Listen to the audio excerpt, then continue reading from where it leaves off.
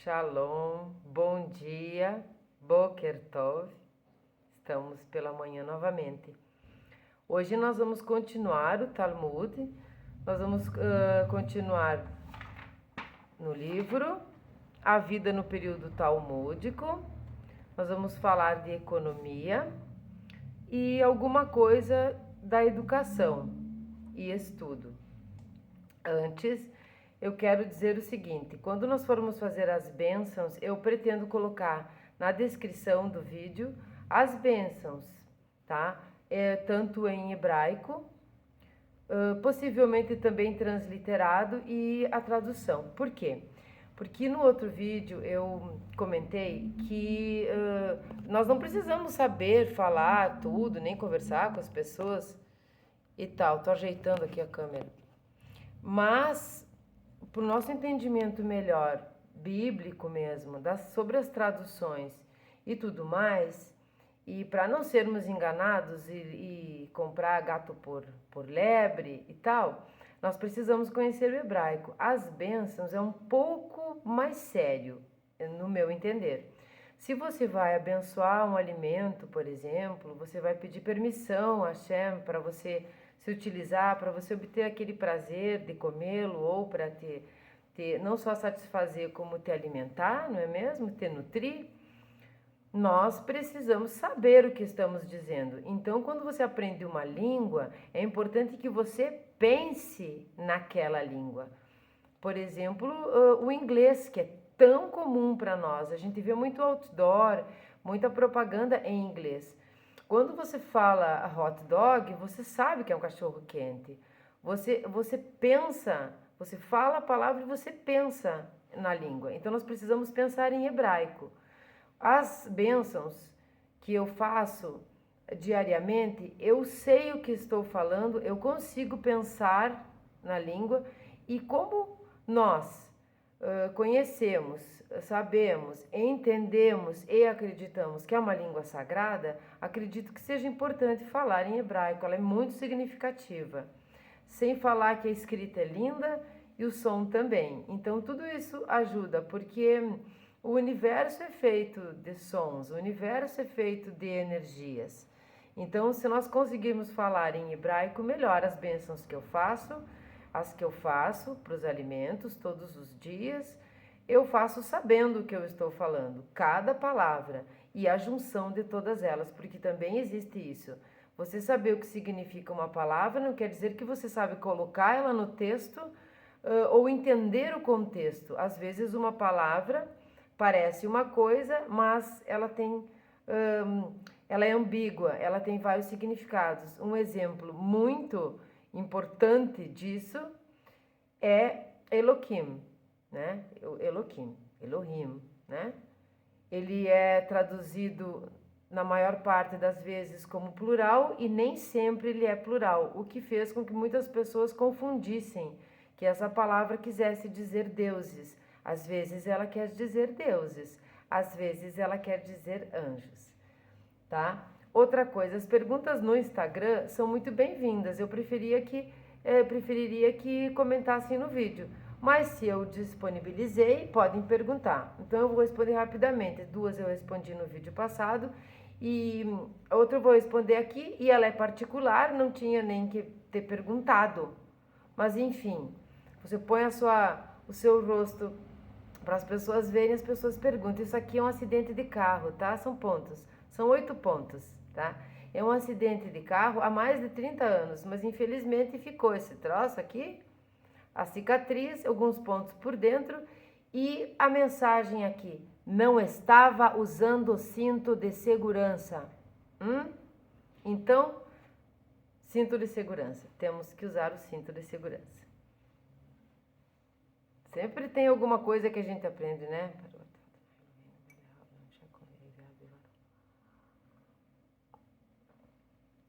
Agora eu tomei um chazinho aqui. O chá, o café com leite, a água, sucos, com exceção do suco de uva, sempre é a mesma bênção, tá? Baru atah Adonai Eloheinu melech haolam, shekol neviah Pedvaró. é que tudo fez pelo seu verbo. Vamos começar o Talmud. Outra coisa é assim, também pergunta, que às vezes fica escuro. Bom, eu não tenho microfone ainda, então fica longe, né? Fica baixo o som. Temos aquele problema do chiado que não consegui resolver. Não sei como que eu vou fazer. Então, é um celular, às vezes escurece mesmo. Nós vamos tentando, nós vamos fazendo, nós vamos nos ajustando, tá? Hoje eu tô com um negócio aqui, ó, uma coisinha aqui que eu fiz na minha cabeça. Então, vamos continuar o Talmud como era a vida no tempo do Talmud. E vamos para a economia. Mesma coisa, quem tem Mas eu tinha que ajeitar essa escuridão. Quem tem o livro, nós estamos na página 41. Não tem problema. A economia. Nos períodos mishnaico e talmúdico, vamos lembrar que uma correção que eu vou fazer. A Mishnah, quando você chega na Mishnah, nas máximas que nós vamos conhecer com a ética do Sinai, as máximas elas foram pegas depois e colocadas no Talmud por conta de serem estudiosos e sábios. Então, as coisas que foram estudadas antes não significa que agora a Mishnah está sendo redigida. Não, isso são ensinamentos antes, muitos ensinamentos. Até porque, quando se começou a discutir a Mishnah, a Torá já existia. A Torá é o berço. Por quê? Porque a Mishnah e a Guemará são o ensinamento oral. É a Torá oral, tá?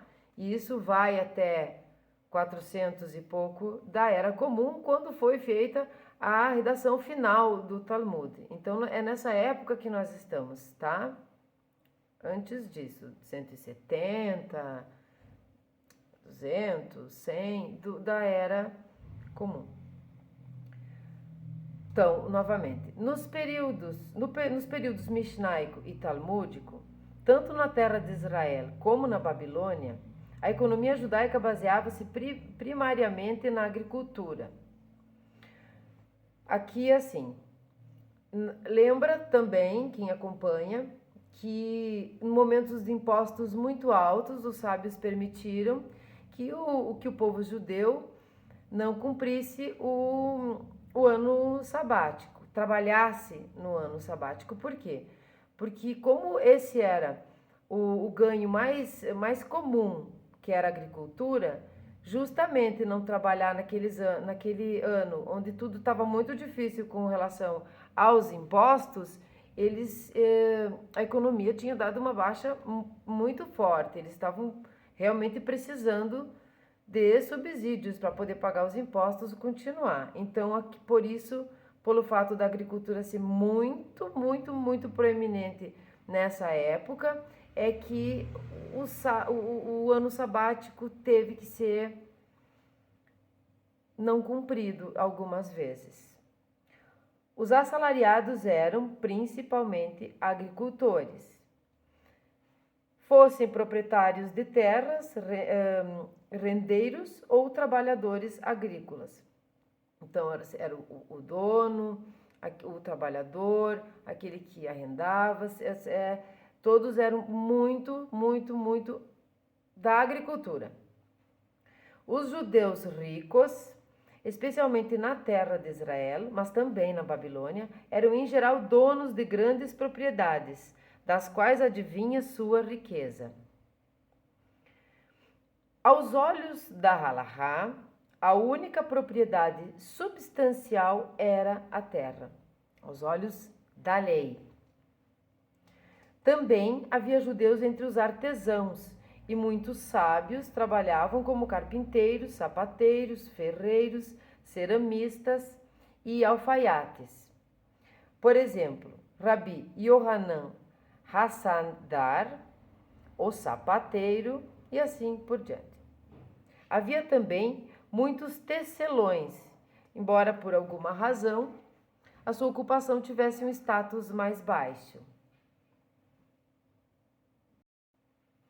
Eu dei um pause para ver se eu conseguia deixar mais claro. Bom, então a ocupação de tecelões era menos, ela tinha um status mais baixo. Curtidores, construtores e arquitetos.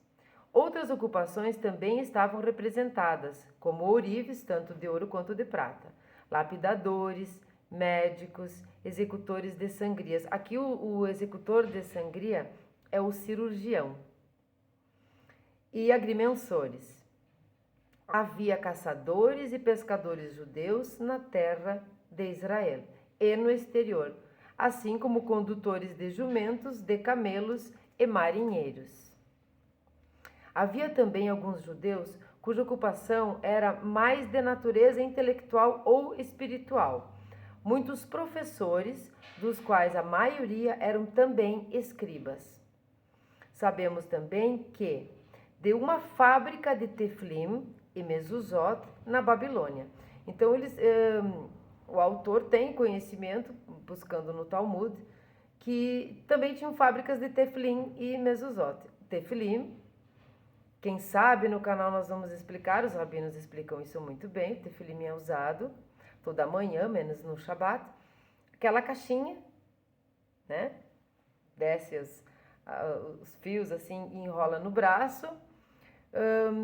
E ela tem um significado muito profundo, né? Embora fique estranho, por que uma caixinha que está ali com pensamentos e salmos dentro vai entrar na cabeça? Mas esse é a metáfora, para entrar na cabeça. E as voltas também têm o seu significado. Isso aqui é só uma curiosidade. A mezuzot também é vamos dizer, uma caixinha, sempre muito bonita, que fica no portal, né? No beiral das casas de judeus, tá? De uma maneira diagonal, com um pergaminho, com salmos, pergaminhos. Eu não sei exatamente se tem algum motivo de ser esse ou aquele material, mas a escrita é feita à mão, é toda consagrada e é uma proteção. E também para você saber que é a casa de judeus. Você põe a mão ali, né? Abençoa, agradece e tem significados bem profundos. Sobre a mezuzot eu quero falar, mas como não é esse o objetivo agora, eu não quero falar pouco da mezuzot, porque ela é bem importante e o teflim também. Então vamos deixar só assim onde fica. Para que serve? Mas serve para muito mais. Os escribas das cortes rabínicas também escreviam documentos oficiais. Outros judeus empregavam-se como bedéis em sinagogas e em outros lugares como funcionários e caixeiros. A maior parte do comércio em que os judeus estavam empregados parece ter sido local e em pequena escala, localizado, né? E pouco, como eu disse, eles tinham essas, não é gueto, essas comunidades, sempre existiu isso, tá? Havia muitos mascates que vendiam joias e especiarias nos povoados. Em cada comunidade, via de regra, havia um merceeiro que vendia farinha, óleo e vinho. Em grandes centros havia açougueiros, que também serviam como nagarefes, rituais e padeiros. Na maioria das cidades havia cambistas. Muito poucos judeus eram empregados no comércio atacadista. Embora no passado já houvesse grandes mercadores judeus que comerciavam com países distantes. Parece que os judeus mantinham amplos contatos comerciais com países remotos da Ásia e na África. Comerciantes importantes estavam envolvidos no comércio internacional de seda com a China e os judeus babilônios aparentemente tinham um comércio regular com a Índia, com especiarias, diversas frutas e ferro. Hoje e há muitos anos, nós temos aquela impressão, é uma coisa que ficou arraigada, que eles são do judeu, do comércio. Isso é muito mais árabe. né? Muito mais árabe, que acabam sendo muçulmanos, né? Que são do comércio. Os judeus são dos negócios e dos livros. Certo número de sábios babilônios estavam eles mesmos ligados a esse comércio, e alguns deles tinham acordos de negócio e parcerias em lugares muito remotos. Na cidade de Merosa, um segmento significativo da rica comunidade judaica está envolvido em grandes acordos comerciais. Em geral, no entanto, até o período dos Guionim, vamos ver, a maioria da população judaica, mesmo a Babilônia, estava empregada na agricultura e no pequeno comércio. Somente em gerações ulteriores a comunidade judaica ficou amplamente envolvida no comércio, posteriormente. Mas ainda assim, é muito comerciante, mas é mais negociante e intelectual. Essa foi uma abordagem simples, rápida e muito efetiva para o nosso objetivo aqui, Bnei Noach e não-judeus. Então, dentro do livro Talmud Essencial, nós vamos começar uma parte da educação e estudo, que eu acho bem importante e bem interessante. Não vamos terminar hoje, mas vamos começar educação e estudo. Agora eu fechei uma cortina para ver se melhorava. Educação e estudo. Segundo uma tradição citada no Talmud, no período do Segundo Templo, o povo judeu carecia, durante muitas gerações, de um sistema de educação organizado. Não era organizado. Embora, com toda probabilidade, a população soubesse ler e escrever. Não dispunha de instituições educacionais estruturadas em nenhum lugar e em nenhum nível. No entanto, o Talmud atribui ao sumo sacerdote Yehoshua ben Gamla a organização de um abrangente sistema geral de educação, na geração que precede a da destruição do templo. Então, pouquinho antes. Esse sistema educacional, principalmente nos grandes centros populacionais, foi mantido durante séculos, mesmo depois. Os líderes de cada comunidade asseguravam que sua cidade tivesse um professor, pelo menos para os estudos primários.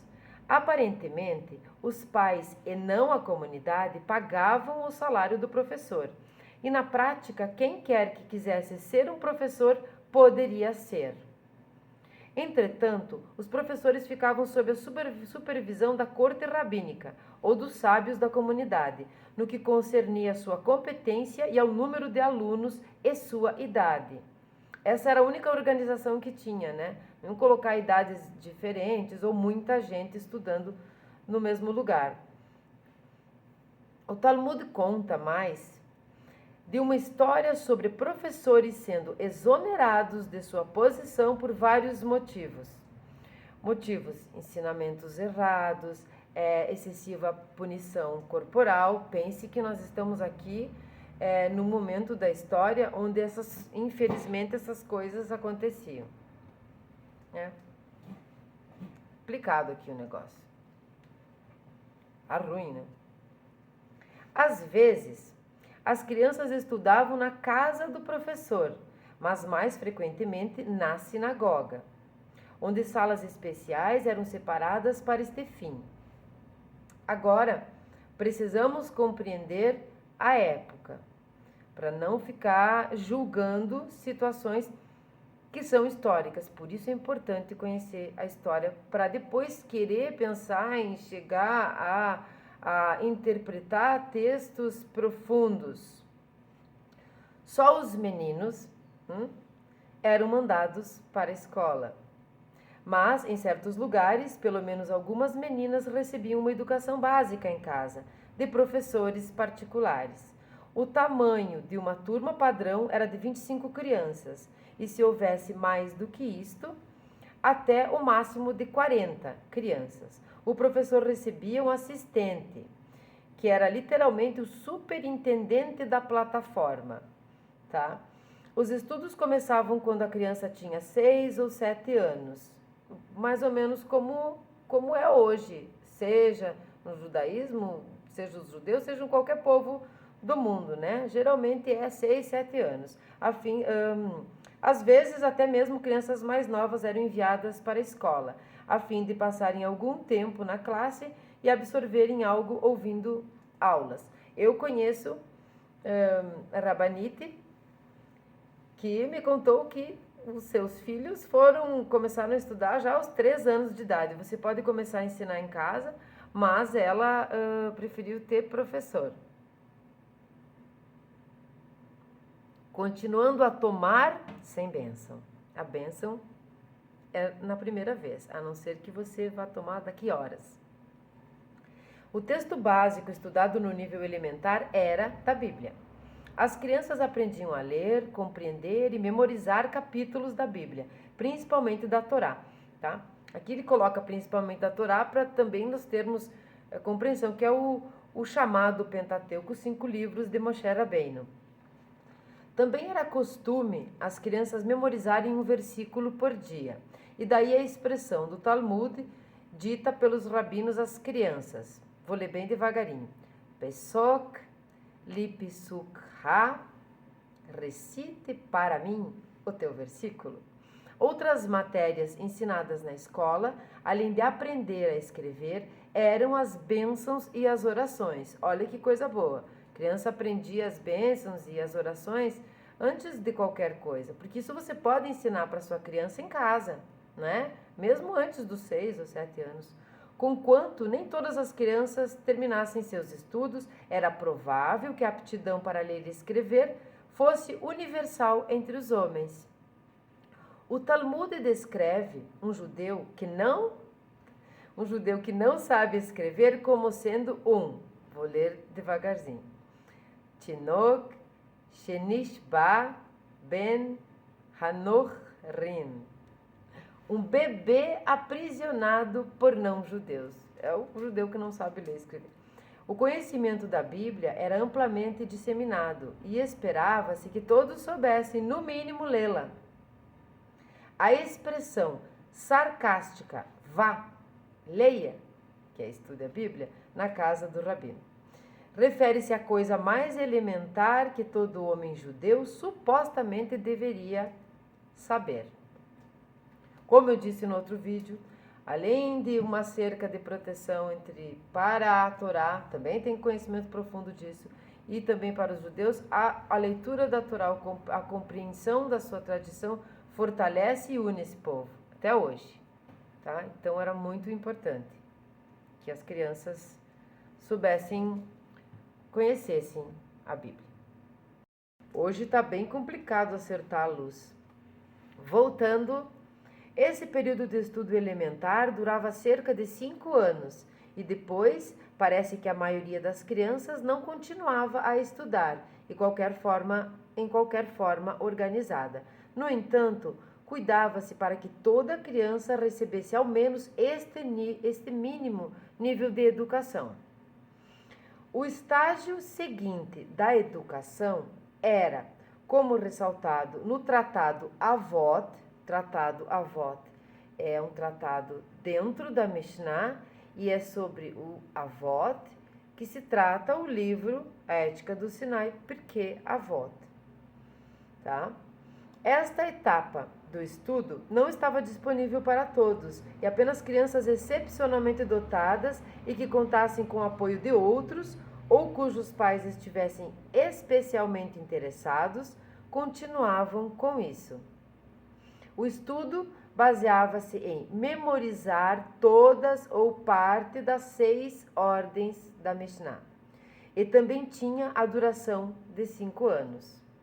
Meninos com cerca de 15 anos que demonstrassem ter um talento ou uma vontade especial continuavam depois seus estudos numa academia ou assistiam às aulas de rabinos em várias yeshivot. Yeshivot é o plural de yeshivá, que é justamente essa academia. Hoje, Porque, obviamente, que isso da mulher não estudar não acontece nos dias de hoje. Ainda existem as escolas judaicas para meninos e para meninas, tá?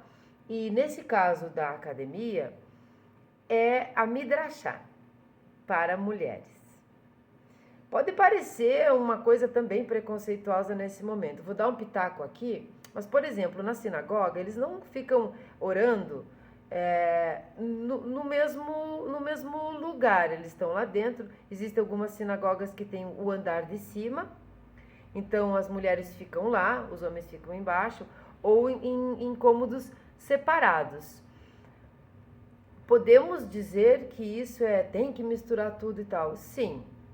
Mas se existem homens aqui me assistindo que não fazem mimimi, eles têm a consciência de que se tiver algumas mulheres num lugar que chamem atenção ou pela beleza ou simplesmente por algum motivo, eles dispersam a sua concentração.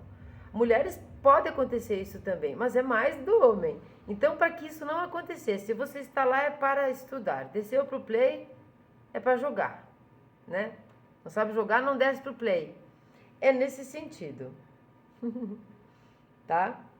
Este grupo de estudantes da Guemará era pequeno. O Guemará que já está estudando a Mishnah, né? E compunha efetivamente o núcleo dos Talmidim, os discípulos dos sábios, que continuavam seus estudos por tempo indefinido. Alguns estudavam até casar e estabelecer um lar.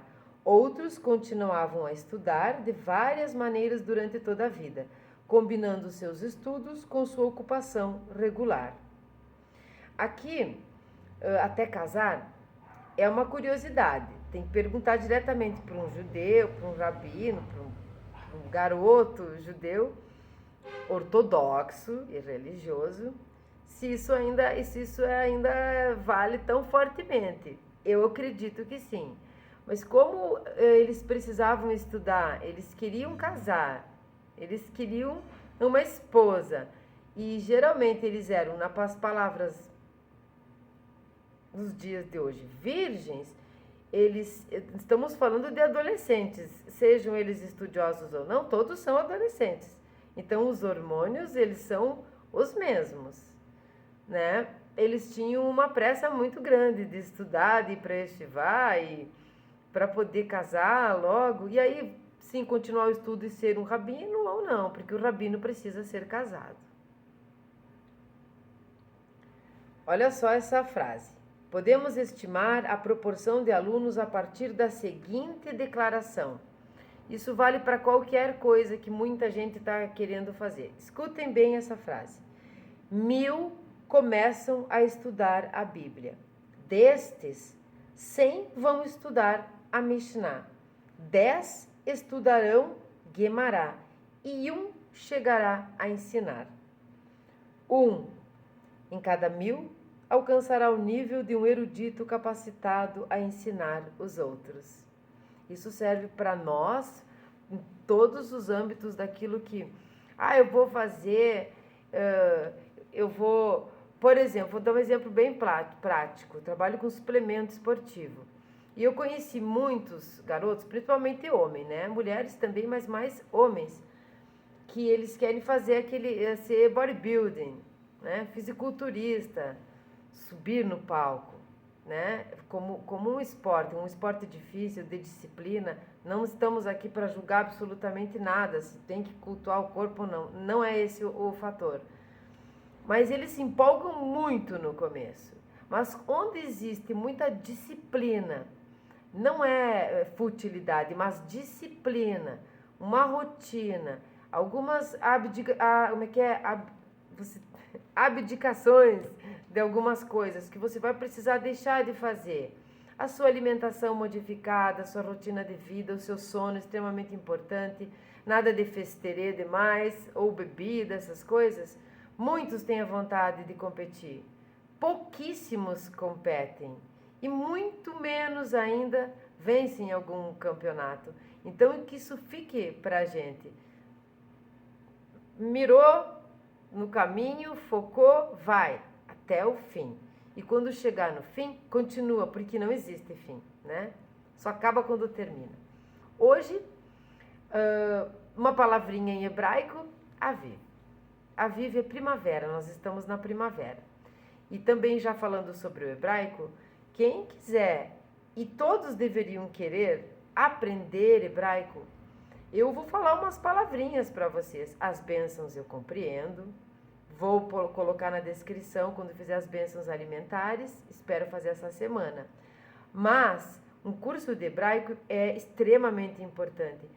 Parece que abre assim um portal, abre uma visão para o nosso entendimento bíblico, judaico, místico e até mesmo da vida. É muito bom. Eu posso indicar para vocês o contraste do Rabino Roni, que eu amo de paixão, e o professor é o Yaakov, dentro da Academia de Moisés, tá? Não é o YouTube dele, é a academia. Lá as aulas são didáticas e é isso que precisa ser. Se você encontrar outros professores, melhor, né? Assim, ao vivo, presencial. Se não, ela é online, ela é digital, ela está ali, uma plataforma, você vai aprender muitas outras coisas, mas o hebraico ali é muito didático, sabe? Você pode voltar e ver as aulas, então aprendam hebraico se vocês puderem e quiserem. Boker Tov, até a próxima, espero que tenham gostado. Se inscreva se não for inscrito, ativa o sininho, curta, comente e até mais. Compartilhe com quem você quiser também.